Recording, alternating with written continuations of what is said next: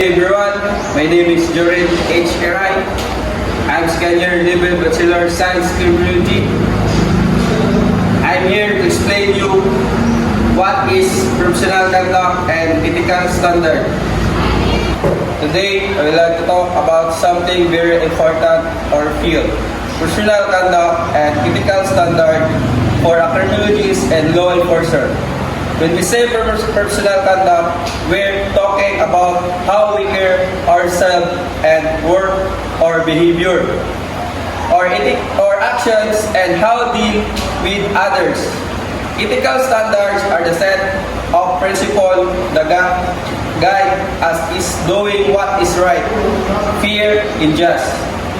Together, this is initial because they shape how. Let's begin with some of the core ethical standards that every law enforcer and criminologist should live by: integrity, respect for human rights, and accountability. Let's proceed. Integrity. This means being honest even when no one watching. We must be truthful in our reports and or investigation and how we interact with others. Respect for human rights. Every person, regardless of background or status, deserves to be treated with dignity. It's our duty to protect and respect the rights of every individual. Accountability. We are responsible for our actions. If we make a mistake, should own up to learn from it and strive to do better. Let's take a look at a few real-life situations here in the Philippines. A good example is the case of Officer Ronald Bato de la Rosa, his early years as a police officer. He was praised for his discipline and nonsense approach to the following rules and cracking down on illegal activities.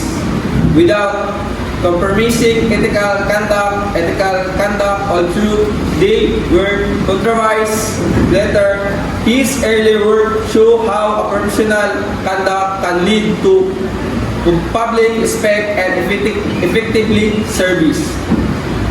On the other hand, a negative example in the Niska case, the police officer who shot two unknown civilians in Tarlac and 2022 during a heated agreement.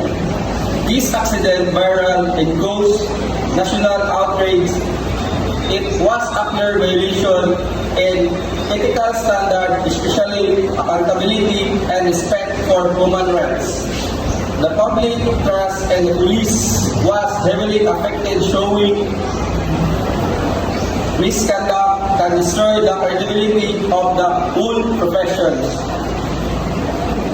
This example reminds us the way we act, whether in a positive or negative light, has a big impact not only on careers but also how the entire justice system is viewed. As a future criminologist or law enforcer, I believe that embodying ethical standard is not just a requirement, it's a commitment. I will uphold honesty and all institutional, treat everyone fairly and hold myself accountable for actions.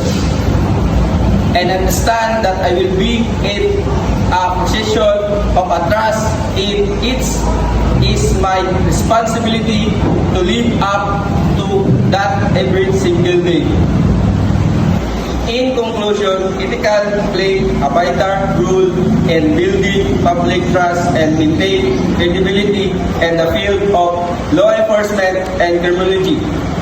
When we do our job with integrity, respect, and accountability, we don't just follow the rules, we become true protectors of justice and peace in society. Thank you for listening, and I hope this presentation helped us all remember the importance of ethical behavior in our future careers.